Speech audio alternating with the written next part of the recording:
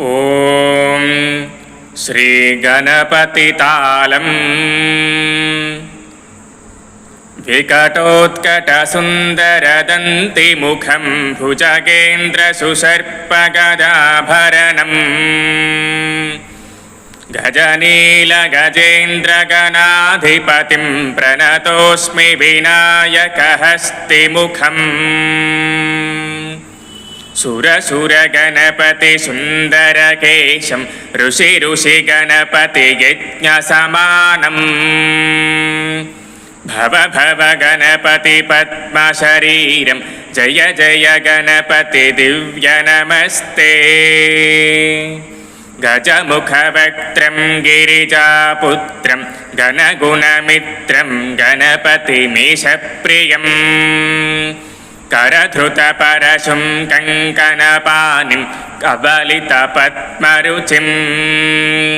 सुरपतिवन्द्यं सुन्दरनृत्तं सुरचितमणिमकुटं प्रणमत देवं प्रकटिततालं षट्करितालमिदं तत्ततु षट्करितालमिदं तत्ततु षट्करितालमिदम् लम्बोदरवरकुञ्जासुरकृतकुङ्कुमवर्णधरम् श्वेतशशृङ्गं मोदकहस्तं प्रीतसपनसफलम्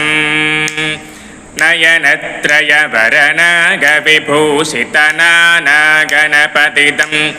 तत्ततु नयनत्रयवरनागविभूषितनानागणपतिदं